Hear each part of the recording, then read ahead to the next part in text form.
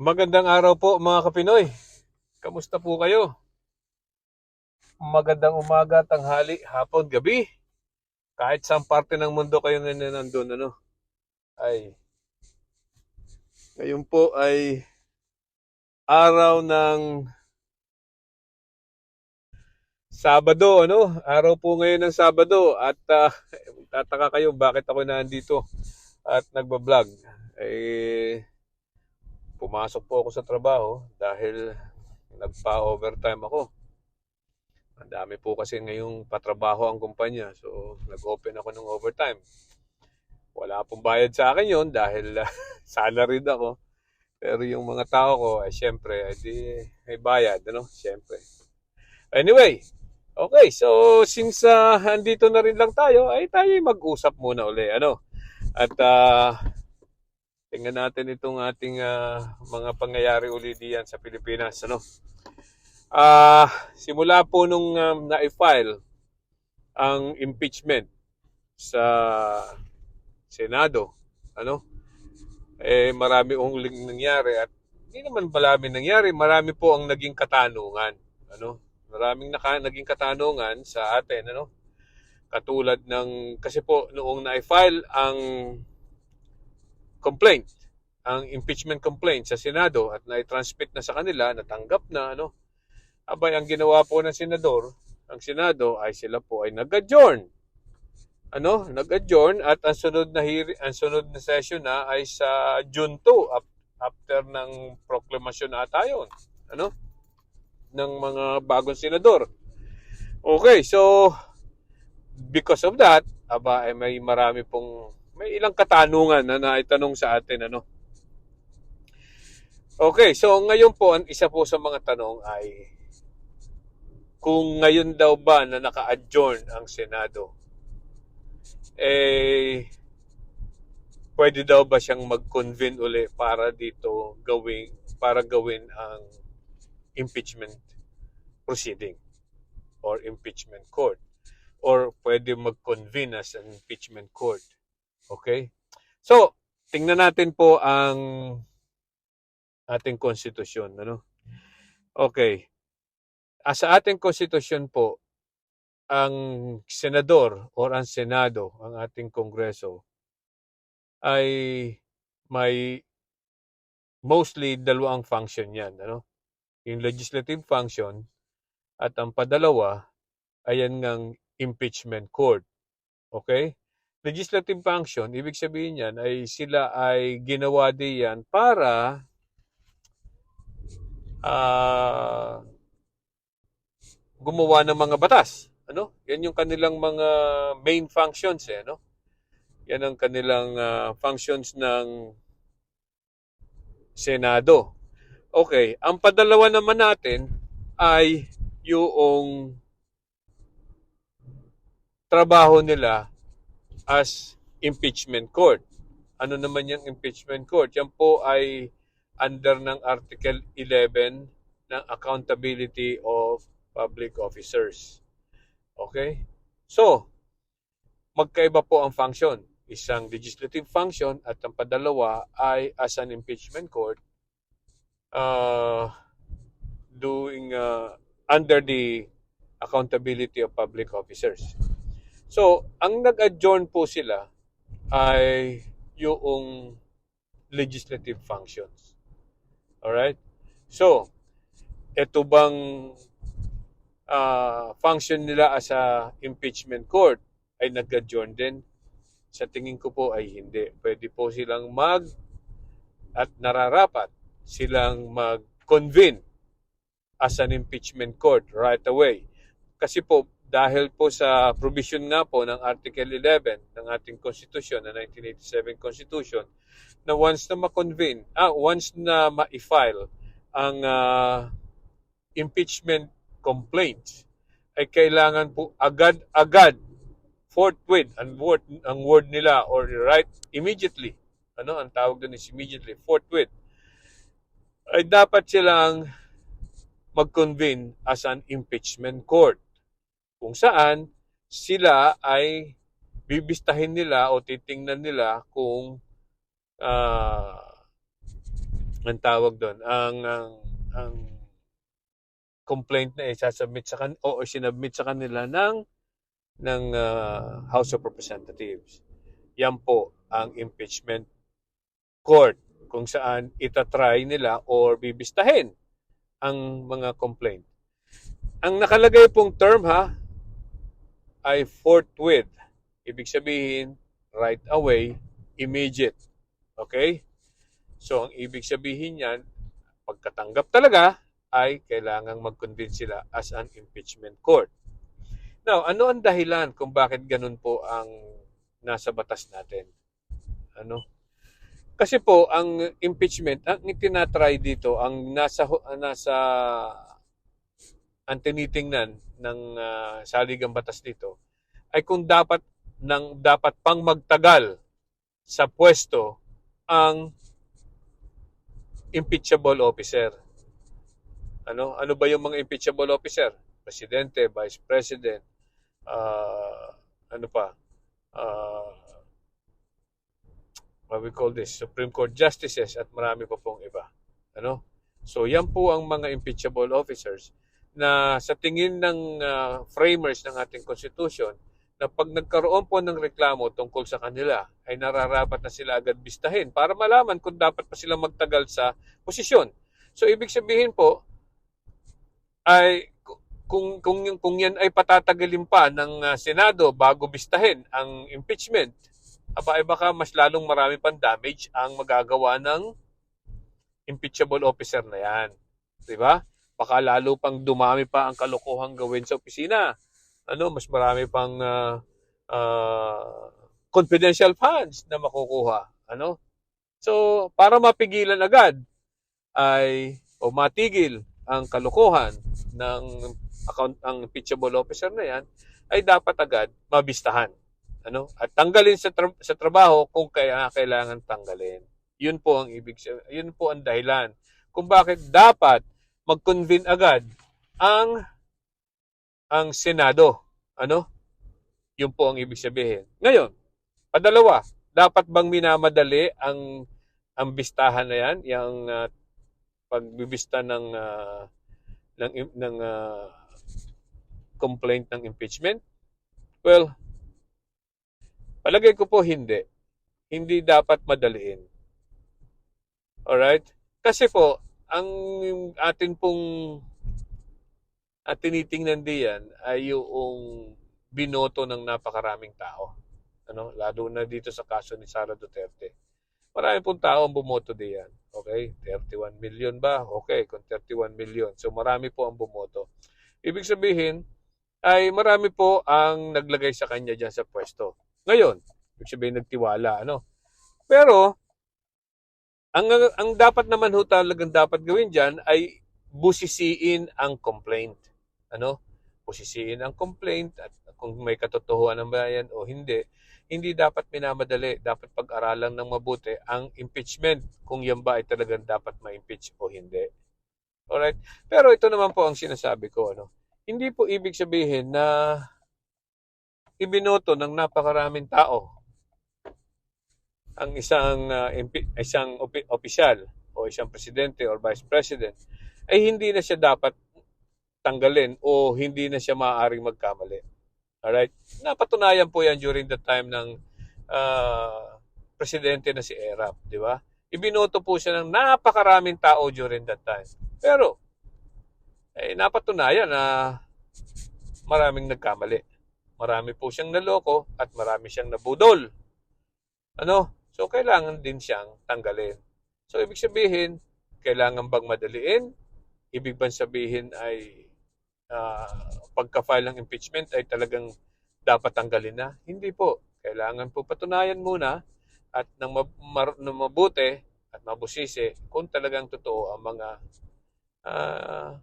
mga inaakusa sa in this case kay Sara Duterte. Yun po ang ibig kong sabihin. So, baka po iniisip nyo bakit merong yung una, sabi dapat agad mag-convene ng impeachment court. At saka ito hindi dapat madaliin. Wala pong contradiction dyan. Yung isa po ay kailangan po agad mag-convene. Ibig sabihin, buuin agad ng Senado ang impeachment court. Ngayon, dito po sa impeachment naman, dapat bang madaliin ang bista? Hindi po. Kailangan pong pag-aralan ng mabuti. Ano? At isa lang alang na napakaraming tao ang bumoto kay Sara Duterte. Ano? Yun po ang sinasabi ko. Pag-aralang mabuti kung dapat ba siyang tanggalin. Ano? Pero hindi ibig sabihin na napakarami ng bumoto sa kanya ay hindi na siya dapat tanggalin at hindi siya pwedeng magkasala.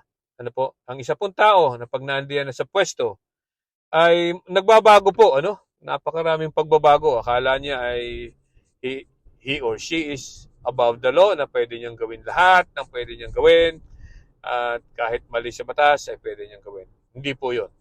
Ano? Okay. Ang patatlo, pwede bang ituloy ang impeachment? Pwede bang ituloy ang impeachment kahit pa nagbibista? Ano? Kahit pa nangangampanya. Pwede bang ituloy ng Senado, ano? Kahit campaign season. Abay, opo naman, pwede. Dahil po ang nagsasaad o nagmamandato sa mga senador na gawin ang impeachment trial ay nagawin agad ang impeachment trial ay ang ating konstitusyon. Ano po? Yan pong konstitusyon goes above and beyond every law of the land. Okay? Siya po ang pinakamataas, yung ating konstitusyon. Yan po ang basis ng lahat ng ating mga batas. Ngayon, ano ba ang sinasabi ng ating batas diyan? Di siyempre, kung kailangan gawin agad lahat ang ating kung kailangan gawin ang impeachment ay dapat gawin agad. Ano?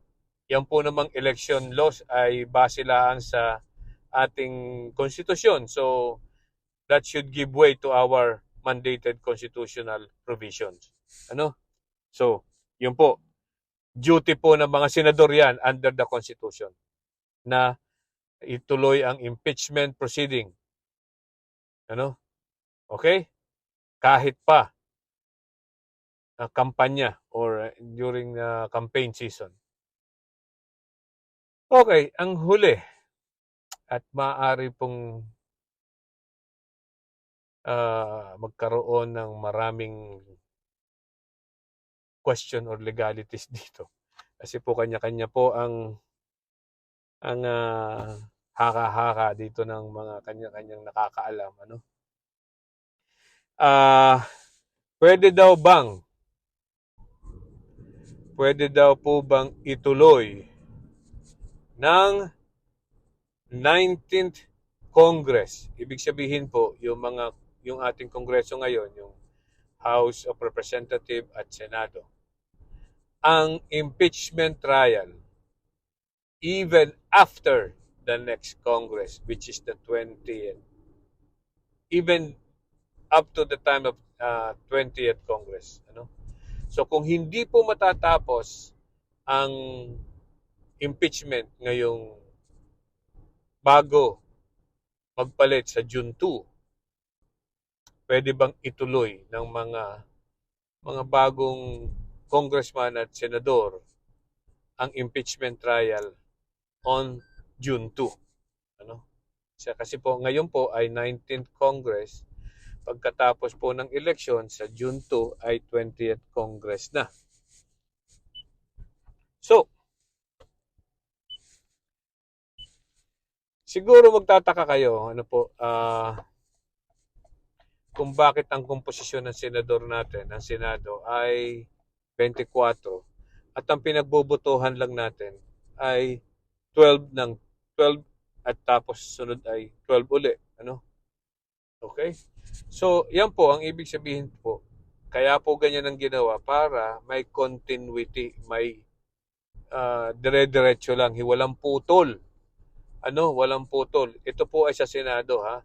So, ibig sabihin, ang isang batas o isang pangyayari na nangyari sa 19th Congress ay pwedeng ituloy sa 20th Congress kasi po yung kalahati ng mga senador ay naandyan pa. Ano? So pwede po talaga siyang ituloy. May continuity of job. Ano eh? So, yung kaya yung during the time na i-final ang impeachment, 24 sila, tapos yung 12 na yan mag-expire, ano, yung sa election. So yung 12 na matitira, itutuloy lang niya. Kasama nung sunod na 12 na mananalo sa susunod na election. Ano? Yun po ang mangyayari diyan. So, para pong yan sa korte, ay pag nawala po ang judge, ano, during the middle of a case, pwede pong paltan ng ibang judge nang hindi basta-basta matitigil yung kaso. Ano? Alright? Ganun lang po yan. Continuity ng jurisdiction or continuity of the job. Alright. So, maliwanag tayo. Yaang sa Senado, 12, meron pong continuity. Ano? Itutuloy lang. Okay. So, paano naman kaya dito sa sa mga congressman natin sa ating House of Representatives? Ang napapansin niyo po sa House of Representatives, every 3 years po pinapaltan lahat. I mean, nagkakaroon po ng eleksyon. Ano? Nagkakaroon po ng eleksyon, kaya yung komposisyon ng House of Representatives every 3 years ay naiiba. Although meron naman po diyang mga re-electionist, okay? Pero ano po, yung nang hindi nagawa o hindi natapos noong nakaraang kongreso ay hindi na pwedeng ituloy ng sunod na kongreso. Okay?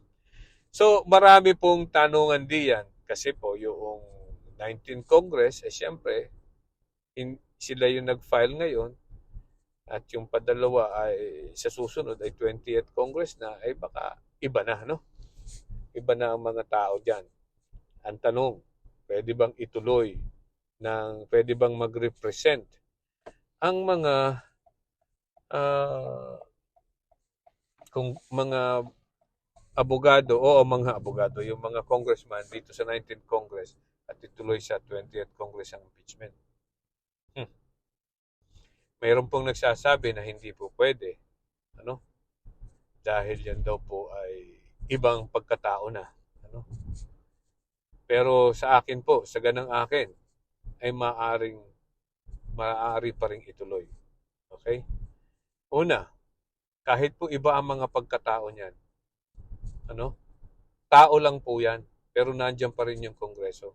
Nandiyan pa rin yung House of Representatives. Nandiyan pa rin yung kaso na ginawa ng ini-impeach na official sa kasong ito na katulad ni Sara Duterte. Okay, para din po yung sa husgado o sa piskalya. Ano? Ang piskalya, nakapag-file na ng kaso, ibig po ba sabihin ay hindi na pwedeng harapan ng ibang piskal pag yung piskal na nag-file ay wala na sa opisina. So, ganun din po yan. Ano? Parang na-file ko na yung kasong yan, sabi ng piskal, na-file ko na yung kasong yan sa husgado, ay di bahala na kayo, yung mga sumunod sa akin, bahala na kayong magtuloy na i-prosecute yan. Di ba? So, in effect, sa tingin ko pwede pa rin harapan ng mga miyembro na susunod na House of Representatives ang impeachment na yan. Yun po ang saganang akin. No? Although that is just a theory, it is just my opinion on this matter. Wala pa po kasing nangyayaring ganito. Yung pong mga dating impeachment na nangyari on the past, ano po yan, kumbaga, nagsimula at natapos sa parehong Congress. Okay? So, hanggang dyan na lang po muli. At doon po sa mga nakikinig o nanonood nitong ating YouTube channel, napapansin ko ho ay dumadami po ng padami ng kaunti. Dahan-dahan man ay dumadami na po ang ating mga subscribers. Marami po ang nanonood pero hindi naman po nagsusubscribe. So baka naman po pwedeng mag-subscribe. Ano? Okay? Sige po. Salamat po muli. Bye-bye.